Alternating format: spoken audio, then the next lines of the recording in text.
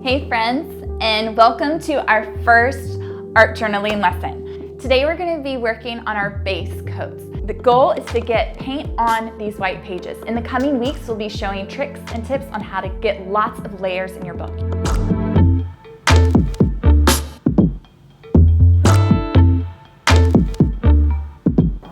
For those of you who might be just tuning in now, there is a video, a post back that kind of explains our heart and what we'll be doing in these art journaling classes. The goal is to get you creating as a family and using supplies that you have at home. We will be using some acrylic paint and some random kitchen tools today. If you don't have any of these tools, please don't feel the need to rush to the store or to start ordering online. You can use what you have at home. Take the tricks and tips that we explain and let it just spark your imagination so you can take what you have and create along with us. Today we're just going to be talking and really enjoying moving the paint. I'm going to show you how to use a piece of cardboard.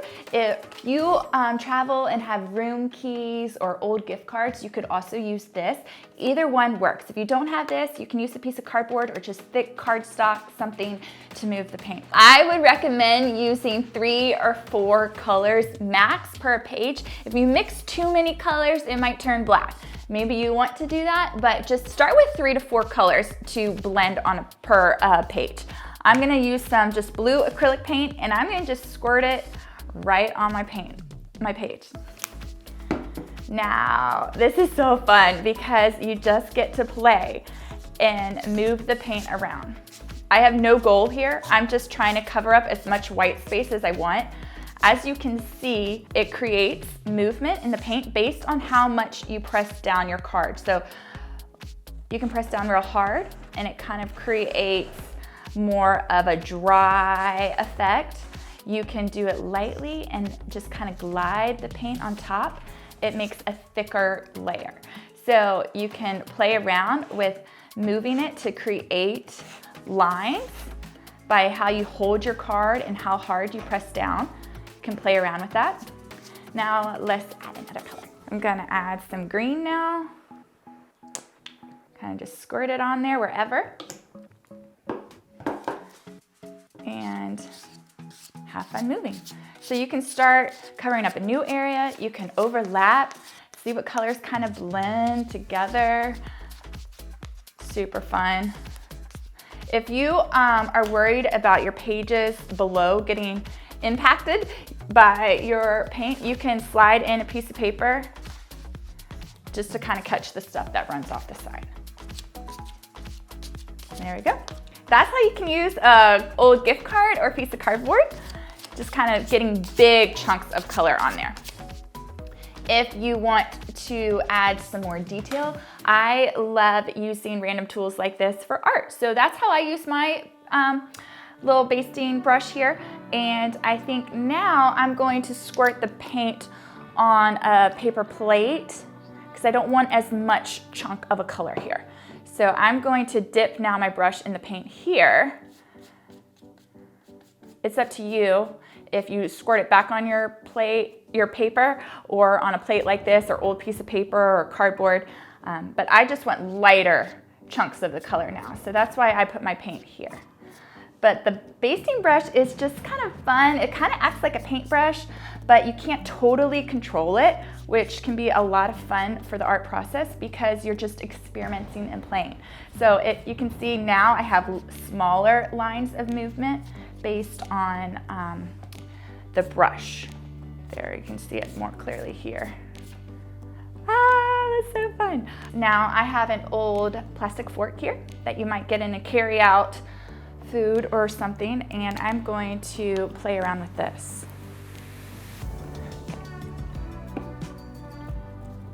Same sort of thing as the brush is you could kind of move it to create some swirls in your paint.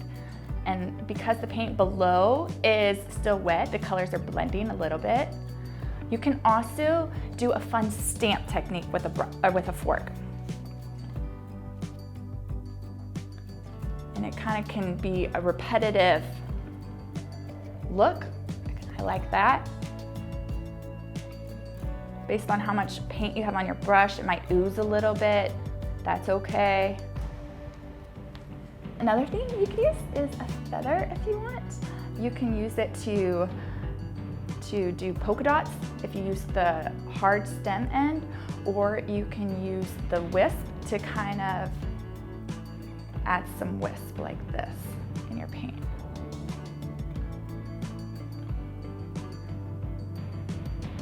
Just have some fun with it. One more tool I want to show you how to use today is an old, or actually it's new. It's a kebab stick. You could use a kebab stick if you have this, or a toothpick, or even just a random stick from the yard, and it acts like a writing utensil. Sort of like the feather, you can just kind of move it around, do some lines, polka dots. It leaves a smaller look. You could also roll it in your paint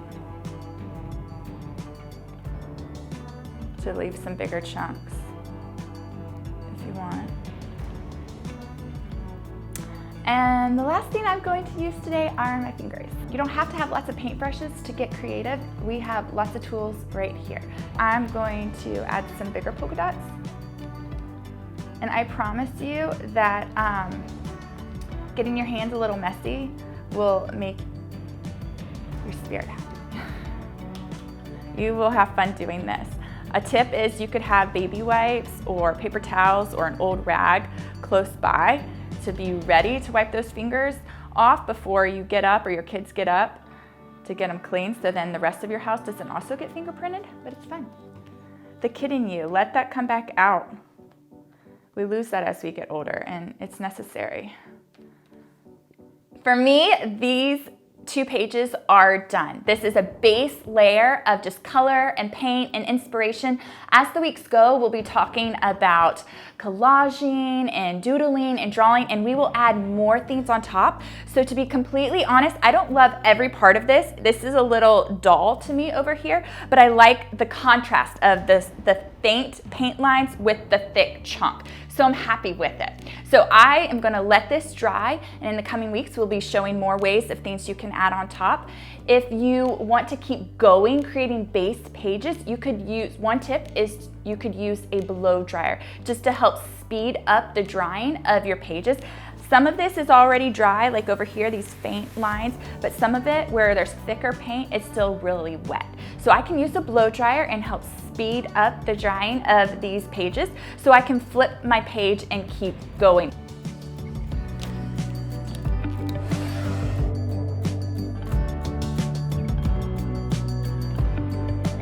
To give you an idea of what some base painted pages may look like, I'm going to show you back a couple of mine.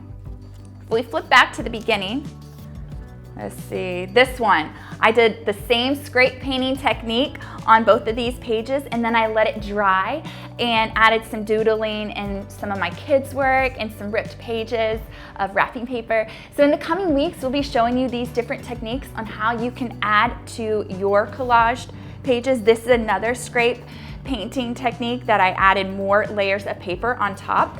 We will be talking more about these in the coming weeks. I'm gonna go play and have fun adding more color to my pages, and I hope you enjoy it and create some colorful pages with me this week, and we'll be back next week with the next step.